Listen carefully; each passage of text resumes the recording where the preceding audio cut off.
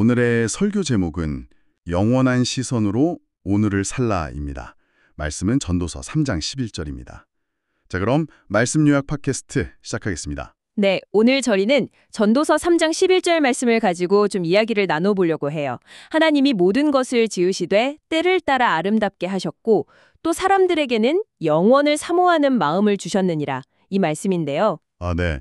영원의 시선으로 오늘을 산다. 이게 참 중요한 주제 같아요. 그렇죠. 우리 삶에 일어나는 일들이 어떨 땐 그냥 점처럼 느껴지잖아요. 뚝뚝 떨어진 점들. 이걸 어떻게 연결해서 큰 그림을 볼 수 있을까? 뭐 그런 거죠. 점하니까 갑자기 그 그림 생각나네요.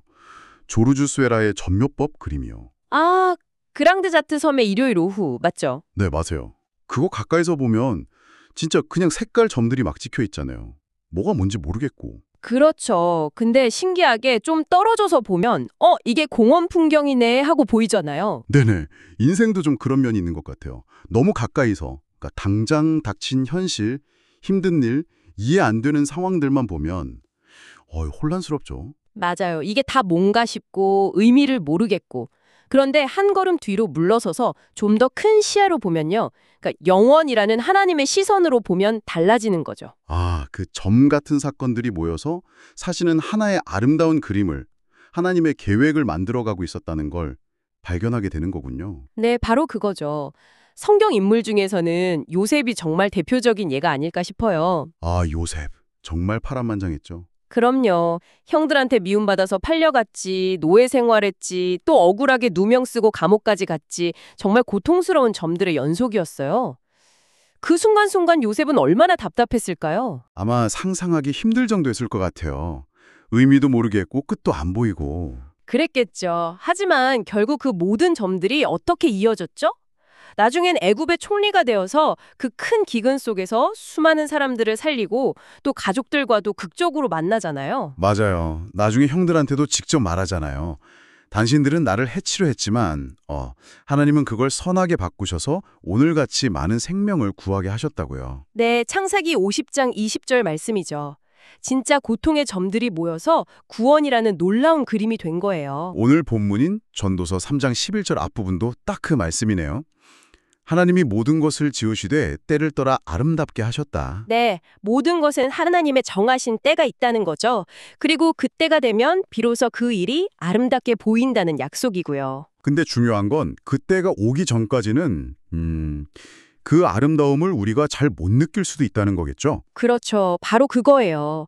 당장은 너무 힘들고 의미 없어 보여도 하나님의 때에는 그게 아름다움이 된다는 거죠. 작곡가 핸델 이야기도 있잖아요. 핸델. 네, 알죠. 한때는 정말 최고의 작곡가였는데 어느 순간 인기도 잃고 빚더미에 앉고 심지어 뇌졸중으로 쓰러져서 건강까지 너무 안 좋아졌었잖아요. 네, 거의 작곡을 포기할 뻔했다고 들었어요. 정말 절망적인 상황이었겠네요. 그렇죠. 누가 봐도 끝났다고 생각했을 거예요. 그런데 바로 그때 친구가 성경 구절들을 모아서 대본을 하나 줬죠. 그게 바로 메시아의 대본이 된 건가요? 네, 특히 이사야 40장 1절 위로하라, 내 백성을 위로하라 이 말씀에 깊은 감동을 받고 정말 놀랍게도 24일 만에 그 대작 메시아를 완성했죠. 와, 24일 만에요. 정말 대단하네요. 어쩌면 그 깊은 고난과 절망이 있었기에 그런 위대한 위로의 음악이 탄생할 수 있었던 걸까요? 저도 그렇게 생각해요. 그러니까 오늘 우리가 겪는 힘든 시간도 나중에는 분명 다른 의미로 또 아름다운 때로 기억될 수 있다는 거죠. 지금 당장 평가는 좀 미뤄두고 인내하는 게 필요한 것 같아요. 네, 참 위로가 되는 이야기네요. 그럼 이어서 11절 뒷부분, 또 사람들에게는 영원을 사모하는 마음을 주셨느니라. 이건 무슨 뜻일까요? 원문은 하나님이 사람의 마음에 영원을 두셨다는 의미가 더 강하다고 하던데요. 네, 맞아요. 이것도 한 두 가지 정도로 생각해 볼 수 있을 것 같아요. 첫 번째는 인간은 본능적으로 영원을 감지한다는 거예요. 영원을 감지한다? 그게 뭐죠? 예를 들면 고대 문명들 있잖아요. 이집트 사람들 미라 만들고 피라미드 세우고 또 중국에서는 순장 풍습도 있었고 그리스 로마에서는 죽은 사람 입에 뱃사스로 동전 넣어주고 그랬다면서요. 네네. 들어본 것 같아요. 다 죽음 이후의 세계를 생각했다는 거군요. 그렇죠. 누가 가르쳐주지 않아도 우리 마음속에 뭔가 영원한 것, 죽음 너머의 것에 대한 어렴풋한 감각 같은 게 있다는 거죠. 하나님이 그걸 심어두셨다는 거예요. 흥미롭네요. 그럼 두 번째 의미는 뭔가요? 두 번째는 단순히 감지하는 걸 넘어서서 영혼을 갈망하게 만드셨다는 거예요. 간절히 원하게 된다는 거죠. 아, 영혼을 갈망한다. 네, 그 삼성 창업주 이병철 회장님 마지막 질문들 이야기가 유명하잖아요. 돌아가시기 전에 신은 정말 존재하는가? 죽음 이후에는 무엇이 있는가? 천국은 있을까? 이런 근본적인 질문들을 던졌다고 하죠. 네, 저도 그 이야기 들었어요. 평생 부와 성공을 다 누리셨던 분인데도 마지막엔 결국 영혼에 대한 질문을 하셨다는 게 참 인상 깊었어요. 그렇죠. 아무리 세상적인 것을 많이 가져도 채워지지 않는 우리 내면 깊은 곳에 영혼에 대한 갈망이 있다는 증거 아닐까요? 그러네요. 결국 이 모든 이야기를 종합해보면 우리가 붙잡아야 할 핵심 메시지는 명확해지는 것 같아요. 뭘까요? 하나님께서 우리 마음에 이미 영혼을 심어두셨으니까 우리는 그 영혼의 시선으로 오늘을 살아야 한다는 것. 어떤 안경을 쓰느냐에 따라 세상이 완전히 다르게 보이잖아요. 맞아요. 딱 그거예요. 엠마오로 가던 두 제자 이야기가 생각나네요. 아, 그렇죠. 예수님이 십자가에서 돌아가신 그 현실만 보고 너무 절망해서 예루살렘을 떠나고 있었잖아요. 네. 근데 부활하신 예수님을 길에서 만나서 대화를 나누면서 그들의 눈이 번쩍 뜨였죠. 시선이 바뀐 거예요.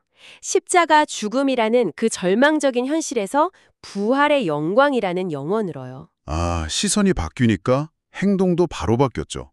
절망에서 떠나던 그 길을 돌이켜서 다시 사명의 자리, 예루살렘으로 막 달려갔잖아요. 네, 맞아요. 이게 정말 중요한 포인트 같아요.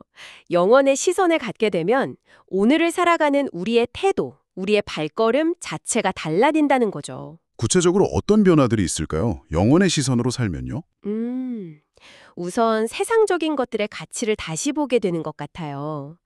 전도서 기자가 계속 외쳤던 것처럼 헛되고 헛되며 헛되고 헛되니 모든 것이 헛되도다.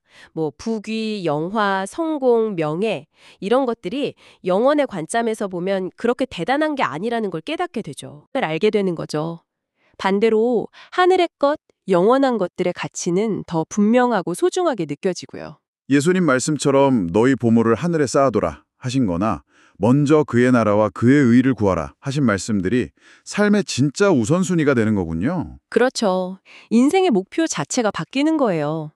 땅의 것이 아니라 하늘의 것을 추구하게 되죠. 그리고 또 중요한 변화가 있을까요? 마지막으로 지금 겪고 있는 고난이나 어려움의 의미를 새롭게 해석하게 돼요. 아, 고난의 의미요? 네, 고린도후서 4장 17절 말씀처럼요.